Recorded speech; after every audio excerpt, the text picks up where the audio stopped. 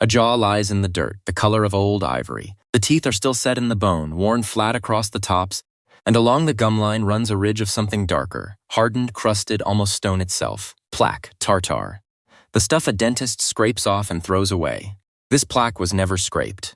It clung to these teeth for tens of thousands of years, and sealed inside it, too small to see, are the last meals of someone who lived deep in the last ice age. Grains of starch, fibers of plants. The residue of food they chewed on cold mornings no one will ever watch. We think we already know what these people ate. The spear, the mammoth, the red meat torn apart by firelight. It's a clean, simple picture. It's also wrong, or at least badly incomplete. The body in the ground keeps a stranger record than the story we tell over it. So what did they actually put in their mouths? And why did getting that answer wrong mean you never saw spring? The land they hunted has no real match in our world. A cold, dry grassland ran across the whole north, the mammoth steppe, and it moved with animals. Woolly mammoth. Reindeer in herds that took hours to pass a single point. Wild horse, bison, a muskox braced against the wind. To a modern eye, it looks like meat walking around on four legs in every direction, an endless larder.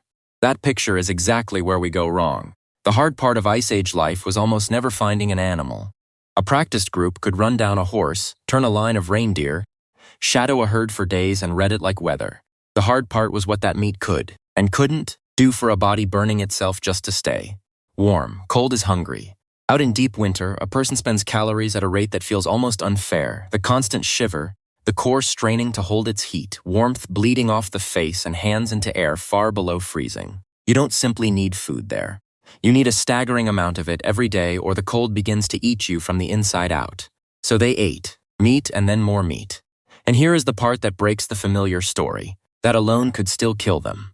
Lean meat is mostly protein, and the human body can only take in so much protein at once before it has nowhere left to put it.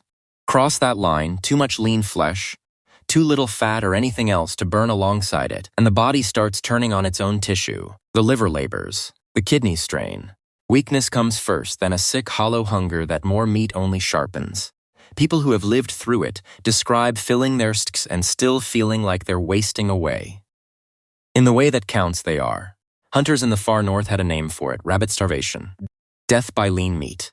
They learned to dread the stretch of year when the animals themselves turned lean, when a hare or a winter-thinned deer offered flesh with almost no fat left on the bone. Hold one of them there late in winter. The herds have thinned, he has killed. There is meat by the fire. His children are eating, and still they cry from the ache in their bellies. He chews and swallows beside them, and the strength keeps running out of him anyway. The threat was never that the land had gone empty. The threat is that the food in his hands is not the food his body is begging for. And what it was begging for turns the whole picture of these people upside down. What it wanted was fat. Not the lean red muscle we picture on a modern plate, but the soft, heavy tissue a freezing body can actually burn. The fatty cuts. The marrow locked deep inside the long bones, the grease packed into the ends of every joint. To a winter hunter, a thin animal was a poor prize and a fat one was treasure. They butchered with that order in mind, splitting the heaviest leg bones against stone to reach the marrow inside, even crushing bone by the fistful and boiling it for hours to skim the grease that floated up. But fat was only half the answer. The teeth carry the rest. When researchers scrape that ancient tartar and look at it under magnification, they don't only find traces of animal. They find starch, tiny grains of it from plants. Roots and tubers, seeds, the soft pale insides of things that grew low against the cold ground. And some of those grains are warped in a way that happens for one reason only: heat. Someone was roasting and boiling plants thousands of years before anyone dropped a seed into a field on purpose. So the picture quietly turns. The hunter with a spear is real. But beside him, just as real, is a hand working a digging stick into half-frozen soil for something with no eyes and no blood at all. Watch him at the late winter fire now, and he does something his younger self would not have understood. He doesn't tear into the lean meat first. He takes a leg bone, sets it on a flat stone, and breaks it open. And it's the marrow he gives the children, the soft, rich middle of it, pressed warm into small hands. The fat goes to the ones who need it most. He has learned the hard way what their bodies are actually asking for. And the food beside the fire didn't all come from a kill. Some of it came from memory, from the older ones who carried year after year the map of where things grew, the slope where roots swelled fat in autumn, the low ground that thawed first, the dead stalk poking through snow that told you what was sleeping underneath.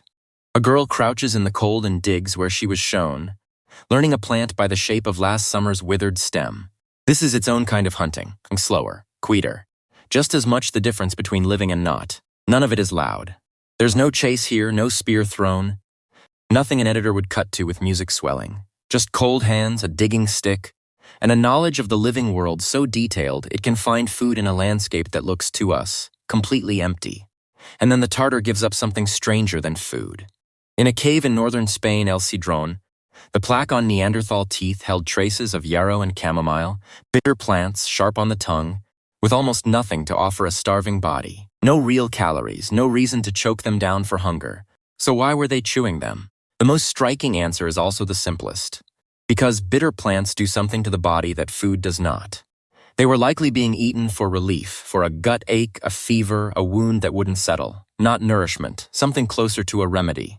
These people we imagine as raw meat and firelight had, sealed in their own teeth, the faint signature of someone reaching for a plant, not to live through the day, but to feel a little less sick inside it. Pull back from the single fire now and the real shape of it appears. Their food was never one thing. The closer we look at butchered bone, at burnt seeds, at the residue caught in old hearths and old teeth, the wider the table spreads. Fish pulled from cold rivers when the runs came. Birds and their eggs in the brief weeks they were there to take. Mushrooms and fungi. Berries gorged on the moment they ripened and gone again within days. The stomach contents of a killed grazer, still warm with half-digested greens. Eaten on the spot, a swallow of plant matter no winter would otherwise hand them. Nothing edible was beneath notice. A body burning that hard cannot afford to be proud, and every one of those foods kept its own short, unforgiving calendar. That is the part the simple story never tells you. The danger of an Ice Age year was not a single hungry night. It was the timing of the whole thing. Fat animals in autumn, lean ones by late winter. Roots fat in one season and gone the next. Berries for a fortnight, then nothing. Miss a window, be on the wrong slope when the herd crossed, too slow to the river, too far from the ground that thawed first, and you didn't go hungry for an evening. You went hungry for the stretch until the next thing came ripe, and you carried that deficit in a body already spending everything it had just to stay warm. This is why the knowledge mattered more than the spear. Anyone strong can throw. What kept a group alive was the harder thing, knowing across a year and a whole landscape what was edible and where and exactly when, and stitching all of it together with no margin for a wrong guess. The grandmother who remembered the route slope. The hunter who read the herd a week ahead. The child being shown, right now in the cold, a withered stem worth returning to. Their pantry was not a place. It was carried in living heads passed mouth to mouth, and one bad winter from being lost. We read it back now from the inside of their teeth, the meat and the marrow, the roasted root, the bitter leaf for the ache.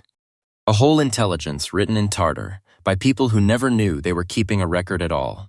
We picture them gnawing raw flesh in the dark and feel a quiet distance. That was them, this is us. But sit with what the teeth actually hold. Someone who knew that fat kept a child alive when meat alone would not. Someone who chewed a bitter plant to ease a pain that had no name. Someone tracking a dozen foods across a dozen seasons, balancing a diet on a knife's edge, in a world that offered no second chances and no shop to walk into. They were not surviving on instinct. They were thinking carefully, constantly, about exactly what went into their mouths and why. The next time you eat something not because you're starving, but because it might be good for you, that impulse is older than farming, older than cities, older than almost everything we call ourselves. It was already there in the cold, in a hand pressing marrow into a child's palm. The fire burns down, the jaw goes back into the dirt, and the last meal stays sealed in the teeth, waiting. If you'd want to stand a little longer inside their world, subscribe and stay close. There's more of it to walk through. Tell me down below what you'd have reached for first, out there in the cold.